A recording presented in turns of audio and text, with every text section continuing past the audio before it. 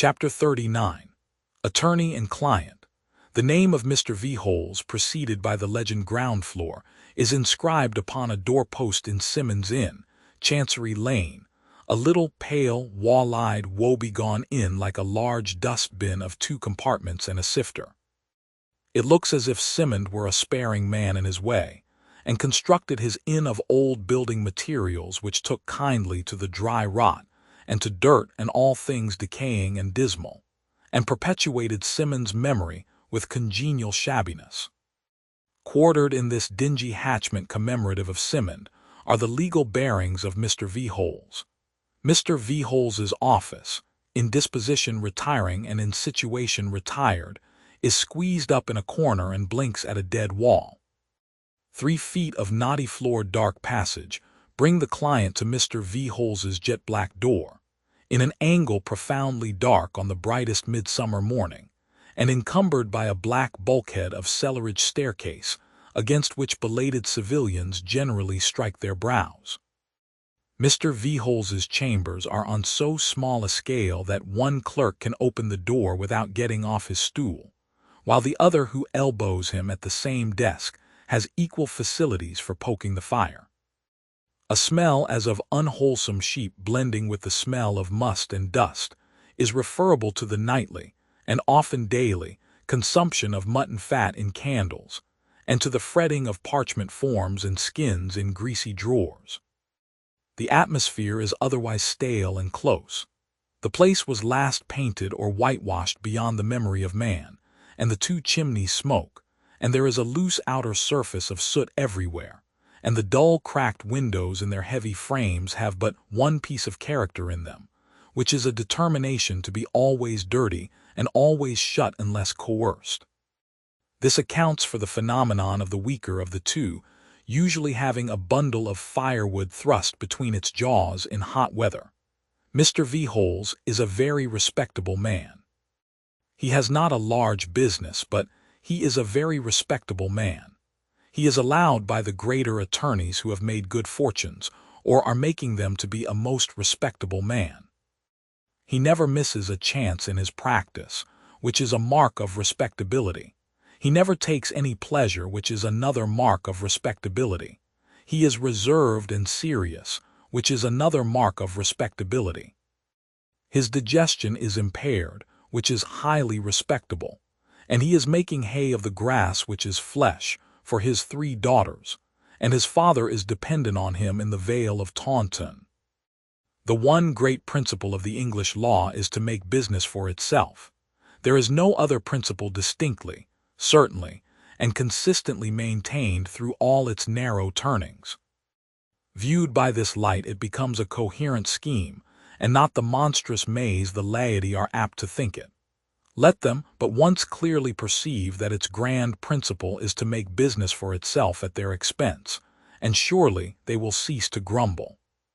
But not perceiving this quite plainly, only seeing it by halves in a confused way, the laity sometimes suffer in peace and pocket, with a bad grace, and do grumble very much. Then this respectability of Mr.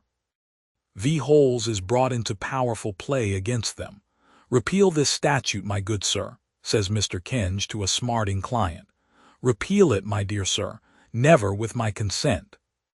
Alter this law, sir, and what will be the effect of your rash proceeding on a class of practitioners very worthily represented? Allow me to say to you, by the opposite attorney in the case, Mr. V. Holes. Sir, that class of practitioners would be swept from the face of the earth. Now you cannot afford, I will say the social system cannot afford, to lose an order of men like Mr. V. Holes, diligent, persevering, steady, acute in business.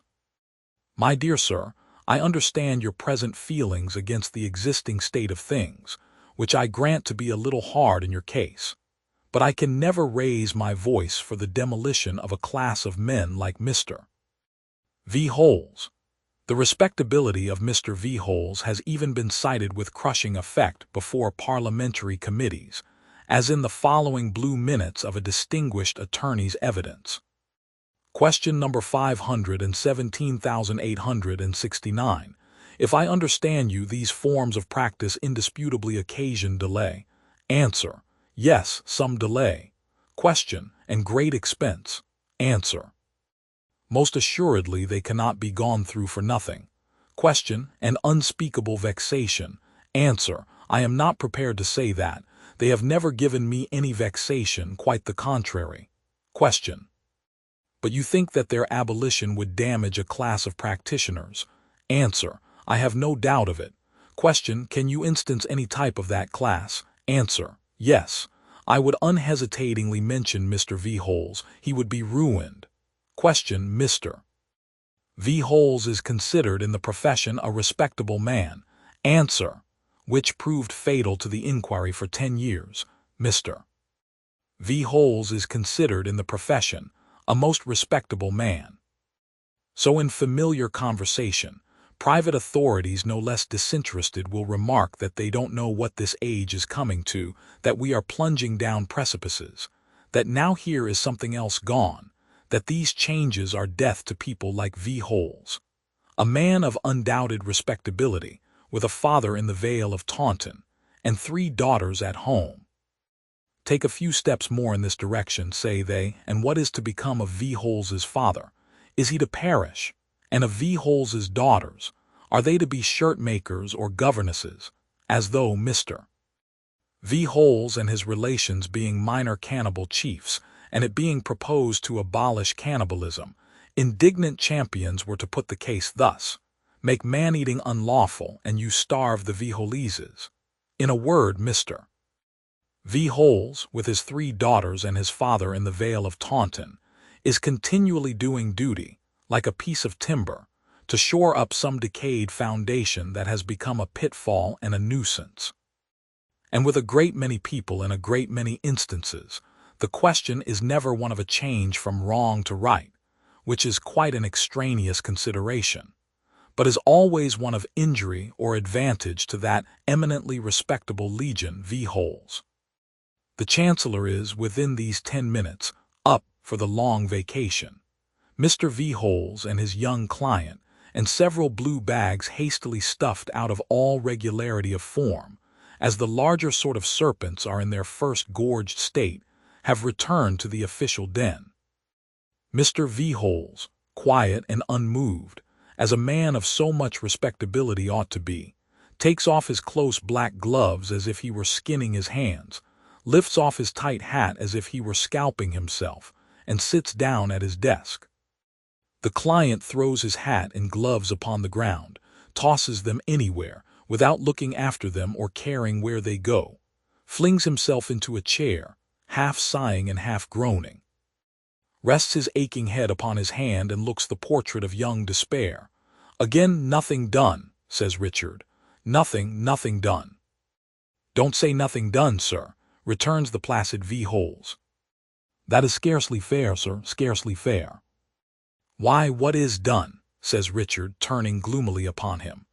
That may not be the whole question, returns V. Holes. The question may branch off into what is doing.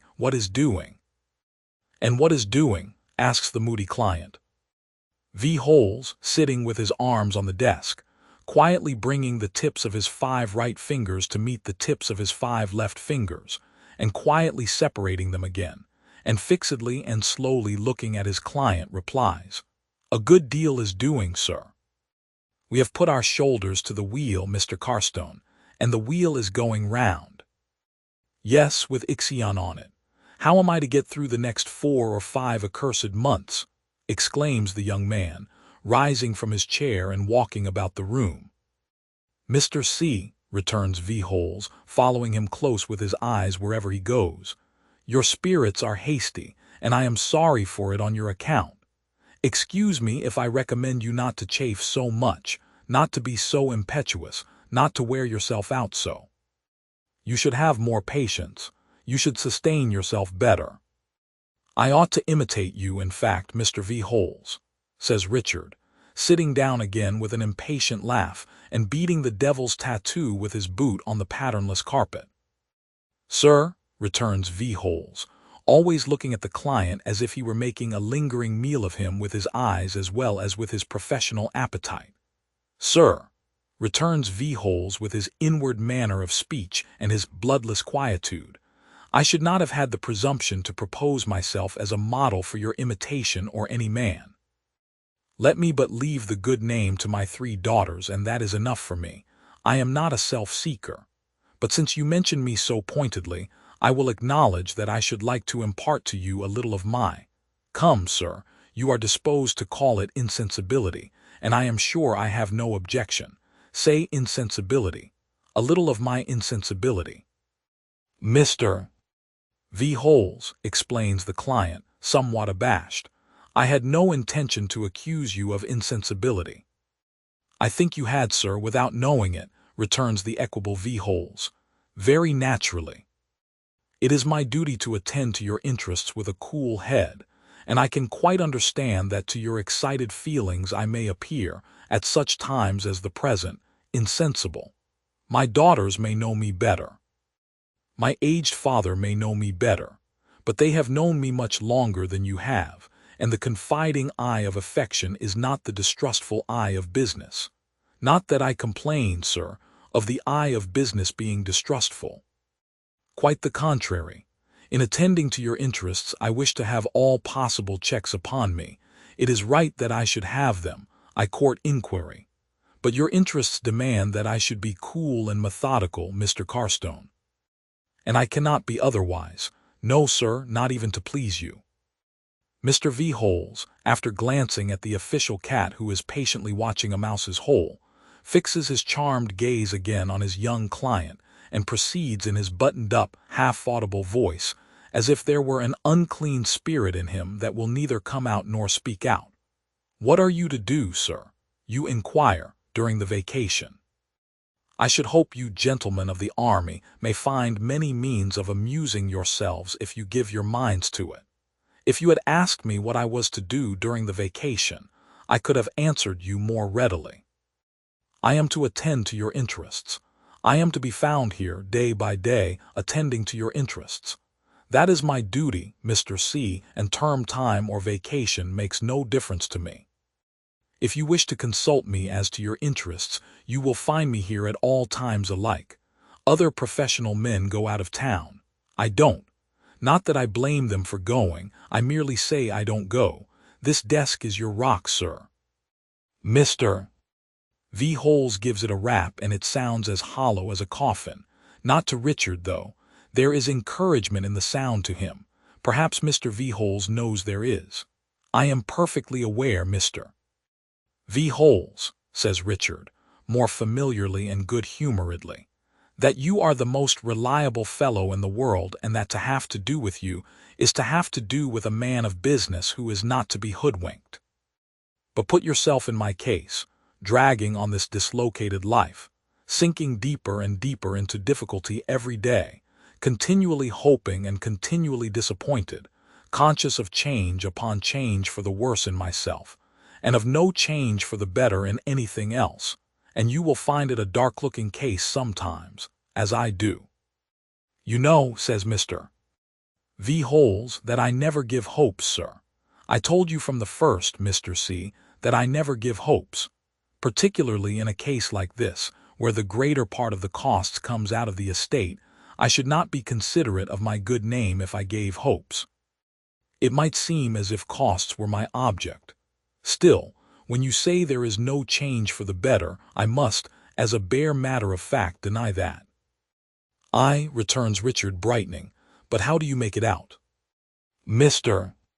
Carstone, you are represented by— You said just now, a rock. Yes, sir, says Mr. V. Holes, gently shaking his head and rapping the hollow desk, with a sound as if ashes were falling on ashes and dust on dust. A rock. That's something. You are separately represented and no longer hidden and lost in the interests of others. That's something. The suit does not sleep. We wake it up, we air it, we walk it about. That's something. It's not all Jarndyce in fact as well as in name. That's something. Nobody has it all his own way now, sir, and that's something surely. Richard, his face flushing suddenly, strikes the desk with his clenched hand. Mr. V. Holes.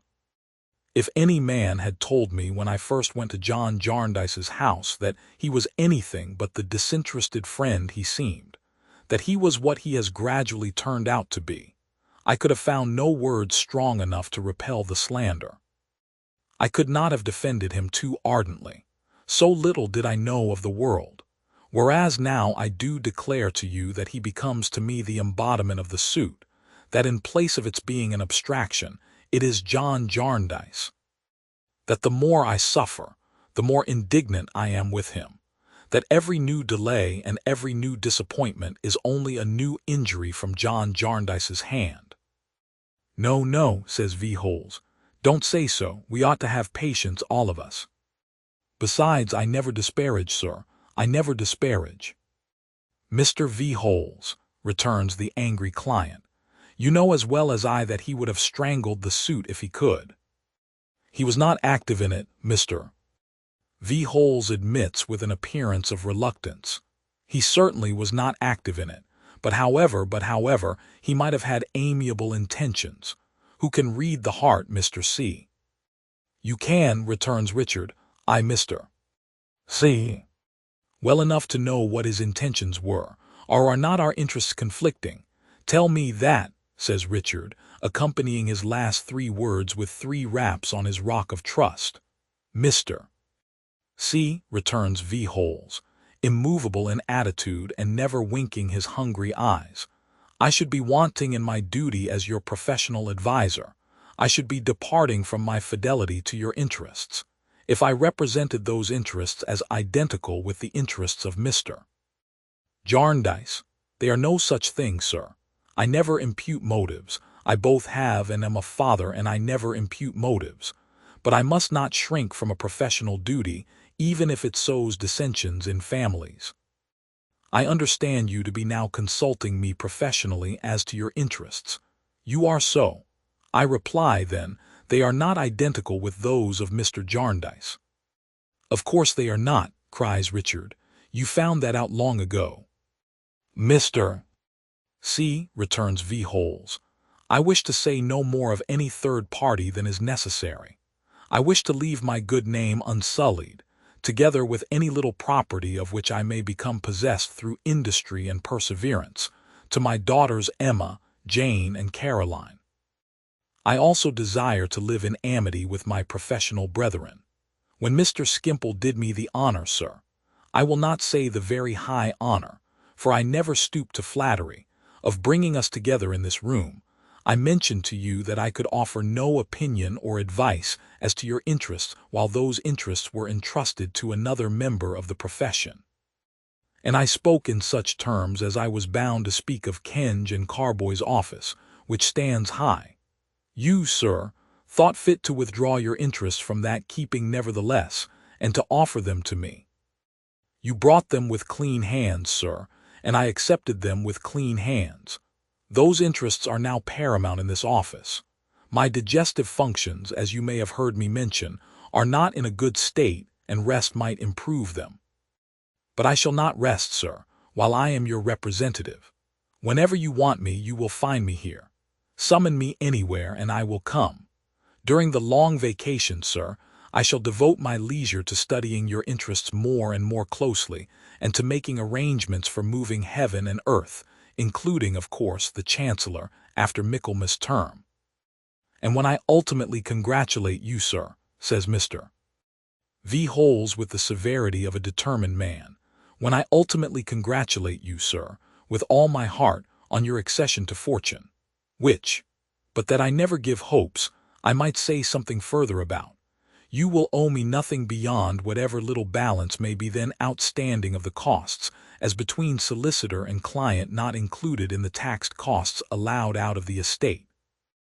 I pretend to no claim upon you, Mr. C., but for the zealous and active discharge, not the languid and routine discharge, sir. That much credit I stipulate for, of my professional duty. My duty prosperously ended, all between us is ended. V. Holes finally adds, by way of rider to this declaration of his principles, that as Mr. Carstone is about to rejoin his regiment, perhaps Mr. C. will favor him with an order on his agent for £20 on account. For there have been many little consultations and attendances of late, sir, observes V. Holes, turning over the leaves of his diary, and these things mount up, and I don't profess to be a man of capital. When we first entered on our present relations, I stated to you openly, it is a principle of mine that there never can be too much openness between solicitor and client, that I was not a man of capital, and that if capital was your object you had better leave your papers in Kenge's office. No, Mr. C., you will find none of the advantages or disadvantages of capital here, sir. This, V. Holes gives the desk one hollow blow again, is your rock. It pretends to be nothing more. The client, with his dejection insensibly relieved and his vague hopes rekindled, takes pen and ink and writes the draft, not without perplexed consideration and calculation of the date it may bear, implying scant effects in the agent's hands. All the while V. Holes, buttoned up in body and mind, looks at him attentively. All the while V. Holes's official cat watches the mouse's hole. Lastly, the client, shaking hands, beseeches Mr. V. Holes, for heaven's sake and earth's sake, to do his utmost to pull him through the Court of Chancery. Mr. V. Holes, who never gives hopes, lays his palm upon the client's shoulder and answers with a smile, "Always here, sir. Personally or by letter, you will always find me here, sir, with my shoulder to the wheel." Thus they part, and V. Holes, left alone, employs himself in carrying sundry little matters out of his diary into his draft bill book for the ultimate behoof of his 3 daughters. So might an industrious fox or bear make up his account of chickens or stray travelers with an eye to his cubs, not to disparage by that word the 3 raw-visaged, lank, and buttoned-up maidens who dwell with the parent V. Holes in an earthy cottage situated in a damp garden at Kennington. Richard, emerging from the heavy shade of Symonds Inn into the sunshine of Chancery Lane, for there happens to be sunshine there today, walks thoughtfully on, and turns into Lincoln's Inn, and passes under the shadow of the Lincoln's Inn trees. On many such loungers have the speckled shadows of those trees often fallen. On the like bent head, the bitten nail, the lowering eye, the lingering step, the purposeless and dreamy air, the good consuming and consumed, the life turned sour. This lounger is not shabby yet, but that may come. Chancery, which knows no wisdom but in precedent, is very rich in such precedents, and why should one be different from 10,000? Yet the time is so short since his depreciation began that, as he saunters away, reluctant to leave the spot for some long months together, though he hates it, Richard himself may feel his own case as if it were a startling one. While his heart is heavy with corroding care, suspense, distrust, and doubt, it may have room for some sorrowful wonder when he recalls how different his first visit there, how different he, how different all the colors of his mind. But injustice breeds injustice. The fighting with shadows and being defeated by them necessitates the setting up of substances to combat. From the impalpable suit which no man alive can understand, the time for that being long gone by, it has become a gloomy relief to turn to the palpable figure of the friend who would have saved him from this ruin, and make him his enemy. Richard has told V. Holes the truth. Is he in a hardened or a softened mood, he still lays his injuries equally at that door. He was thwarted in that quarter of a set purpose, and that purpose could only originate in the one subject that is resolving his existence into itself. Besides, it is a justification to him in his own eyes to have an embodied antagonist and oppressor. Is Richard a monster in all this, or would Chancery be found rich in such precedents too, if they could be got for citation from the recording angel? 2 pairs of eyes not unused to such people look after him, as, biting his nails and brooding, he crosses the square and is swallowed up by the shadow of the southern gateway. Mr. Guppy and Mr. Weevil are the possessors of those eyes, and they have been leaning in conversation against the low stone parapet under the trees. He passes close by them, seeing nothing but the ground. "William," says Mr. Weevil, adjusting his whiskers. There's combustion going on there. It's not a case of spontaneous, but it's smoldering combustion it is. Ah, says Mr. Guppy. He wouldn't keep out of Jarndyce, and I suppose he's over head and ears in debt. I never knew much of him. He was as high as the monument when he was on trial at our place. A good riddance to me, whether as clerk or client. Well, Tony, that as I was mentioning is what they're up to. Mr. Guppy, refolding his arms, resettles himself against the parapet, as resuming a conversation of interest. They are still up to it, sir, says Mr. Guppy, still taking stock, still examining papers, still going over the heaps and heaps of rubbish. At this rate they'll be at it these 7 years. And Small is helping. Small left us at a week's notice. Told Kenge his grandfather's business was too much for the old gentleman, and he could better himself by undertaking it. There had been a coolness between myself and Small on account of his being so close, but he said you and I began it, and as he had me there, for we did, I put our acquaintance on the old footing. That's how I come to know what they're up to. You haven't looked in at all.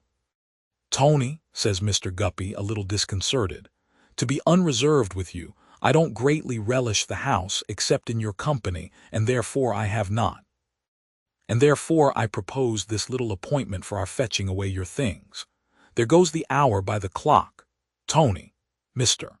Guppy becomes mysteriously and tenderly eloquent. It is necessary that I should impress upon your mind once more that circumstances over which I have no control have made a melancholy alteration in my most cherished plans, and in that unrequited image which I formerly mentioned to you as a friend. That image is shattered, and that idol is laid low. My only wish now in connection with the objects which I had an idea of carrying out in the court with your aid as a friend is to let 'em alone and bury 'em in oblivion. Do you think it possible? Do you think it at all likely? I put it to you, Tony, as a friend. From your knowledge of that capricious and deep old character who fell a prey to the spontaneous element, do you, Tony, think it at all likely that on second thoughts he put those letters away anywhere after you saw him alive, and that they were not destroyed that night? Mr. Weevil reflects for some time, shakes his head, decidedly thinks not. Tony, says Mr. Guppy as they walk towards the court, once again understand me as a friend. Without entering into further explanations, I may repeat that the idol is down. I have no purpose to serve now but burial in oblivion. To that I have pledged myself. I owe it to myself, and I owe it to the shattered image, as also to the circumstances over which I have no control. If you was to express to me by a gesture, by a wink, that you saw lying anywhere in your late lodgings any papers that so much as looked like the papers in question, I would pitch them into the fire, sir, on my own responsibility. Mr. Weevil nods. Mr. Guppy, much elevated in his own opinion by having delivered these observations, with an air in part forensic and in part romantic, this gentleman having a passion for conducting anything in the form of an examination, or delivering anything in the form of a summing up or a speech, accompanies his friend with dignity to the court. Never since it has been a court has it had such a fortunatus purse of gossip as in the proceedings at the rag and bottle shop. Regularly, every morning at 8, is the elder Mr. Smallweed brought down to the corner and carried in, accompanied by Mrs. Smallweed, Judy, and Bart. And regularly all day do they all remain there until 9 at night, solaced by gypsy dinners, not abundant in quantity, from the cook's shop, rummaging and searching, digging, delving, and diving among the treasures of the late lamented. What those treasures are they keep so secret that the court is maddened. In its delirium it imagines guineas pouring out of teapots, crown pieces overflowing punch bowls, old chairs and mattresses stuffed with Bank of England notes. It possesses itself of the sixpenny history, with highly colored folding frontispiece, of Mr. Daniel Dancer and his sister, and also of Mr. Elwes of Suffolk, and transfers all the facts from those authentic narratives to Mr. Crook. Twice, when the dustman is called in to carry off a cartload of old paper, ashes, and broken bottles, the whole court assembles and pries into the baskets as they come forth. Many times the two gentlemen who write with the ravenous little pens on the tissue paper are seen prowling in the neighborhood, shy of each other, their late partnership being dissolved. The saw skillfully carries a vein of the prevailing interest through the harmonic nights. Little swills, in what are professionally known as patter allusions to the subject, is received with loud applause. And the same vocalist gags in the regular business like a man inspired. Even Miss M. Melvilleson, in the revived Caledonian melody of We're a-Nodding, points the sentiment that the dogs love brew, whatever the nature of that refreshment may be, with such archness and such a turn of the head towards next door that she is immediately understood to mean Mr. Smallweed loves to find money and is nightly honored with a double encore.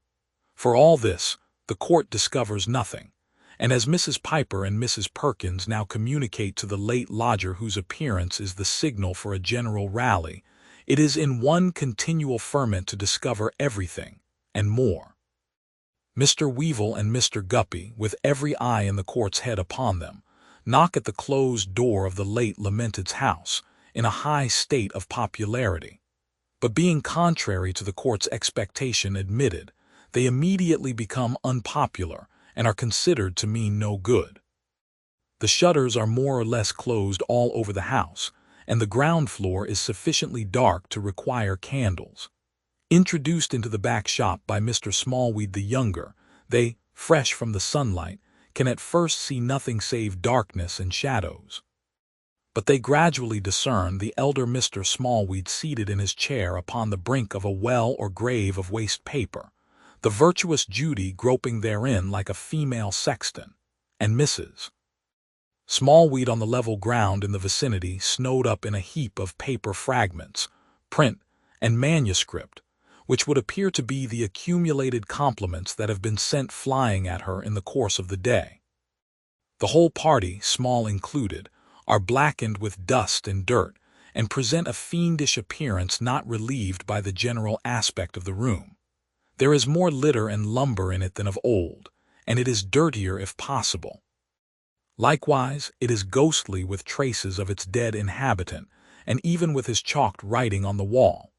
On the entrance of visitors, Mr. Smallweed and Judy simultaneously fold their arms and stop in their researches.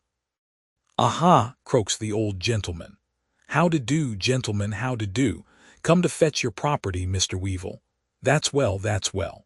Ha, ha, we should have been forced to sell you up, sir, to pay your warehouse room if you had left it here much longer. You feel quite at home here again, I dare say. Glad to see you, glad to see you."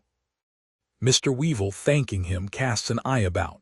Mr. Guppy's eye follows Mr. Weevil's eye. Mr. Weevil's eye comes back without any new intelligence in it. Mr. Guppy's eye comes back and meets Mr. Smallweed's eye. That engaging old gentleman is still murmuring like some wound-up instrument running down, "How-de-do, sir? How-de-how?" And then, having run down, he lapses into grinning silence as Mr.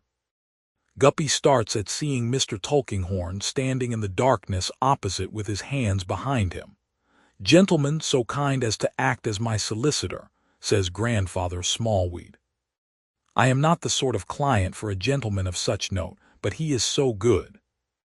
Mr. Guppy, slightly nudging his friend to take another look, makes a shuffling bow to Mr. Tulkinghorn, who returns it with an easy nod.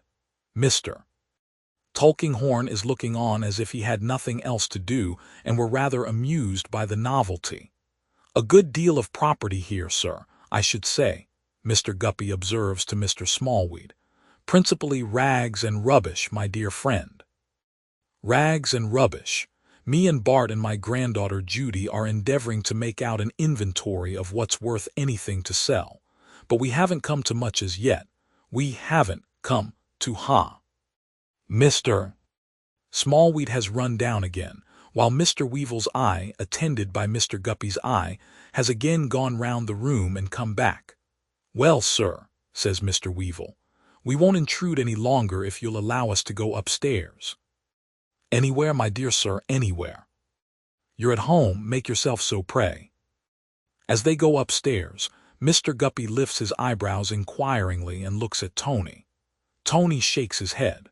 They find the old room very dull and dismal, with the ashes of the fire that was burning on that memorable night yet in the discolored grate. They have a great disinclination to touch any object, and carefully blow the dust from it first. Nor are they desirous to prolong their visit, packing the few movables with all possible speed and never speaking above a whisper. "Look here," says Tony, recoiling. "Here, that horrible cat coming in." Mr. Guppy retreats behind a chair. "Small told me of her. She went leaping and bounding and tearing about that night like a dragon, and got out on the housetop, and roamed about up there for a fortnight, and then came tumbling down the chimney very thin. Did you ever see such a brute? Looks as if she knew all about it, don't she? Almost looks as if she was crook. Shoo-hoo, get out, you goblin." Lady Jane, in the doorway, with her tiger snarl from ear to ear and her club of a tail, shows no intention of obeying. But Mr. Tulkinghorn stumbling over her, she spits at his rusty legs and, swearing wrathfully, takes her arch back upstairs, possibly to roam the housetops again and return by the chimney. "Mr. Guppy," says Mr. Tulkinghorn, "could I have a word with you?" Mr. Guppy is engaged in collecting the Galaxy Gallery of British beauty from the wall, and depositing those works of art in their old ignoble bandbox. "Sir," he returns, reddening, "I wish to act with courtesy towards every member of the profession, and especially, I am sure, towards a member of it so well known as yourself. I will truly add, sir, so distinguished as yourself. Still, Mr. Tulkinghorn, sir, I must stipulate that if you have any word with me, that word is spoken in the presence of my friend." "Oh, indeed," says Mr. Tulkinghorn. "Yes, sir. My reasons are not of a personal nature at all, but they are amply sufficient for myself." "No doubt, no doubt." Mr. Tulkinghorn is as imperturbable as the hearthstone to which he has quietly walked. "The matter is not of that consequence that I need put you to the trouble of making any conditions, Mr. Guppy." He pauses here to smile, and his smile is as dull and rusty as his pantaloons. "You are to be congratulated, Mr. Guppy. You are a fortunate young man, sir." "Pretty well so, Mr. Tulkinghorn. I don't complain." "Complain? High friends, free admission to great houses, and access to elegant ladies. Why, Mr. Guppy, there are people in London who would give their ears to be you." Mr. Guppy, looking as if he would give his own reddening and still reddening ears to be one of those people at present instead of himself, replies, "Sir, if I attend to my profession and do what is right by Kenge and Carboy, my friends and acquaintances are of no consequence to them nor to any member of the profession, not excepting Mr. Tulkinghorn of the Fields. I am not under any obligation to explain myself further, and with all respect for you, sir, and without offense, I repeat, without offense." "Oh, certainly. I don't intend to do it." "Quite so," says Mr. Tulkinghorn with a calm nod. "Very good. I see by these portraits that you take a strong interest in the fashionable great, sir." He addresses this to the astounded Tony, who admits the soft impeachment. "A virtue in which few Englishmen are deficient," observes Mr. Tulkinghorn. He has been standing on the hearthstone with his back to the smoked chimney-piece, and now turns round with his glasses to his eyes. "Who is this? Lady Dedlock? Ha!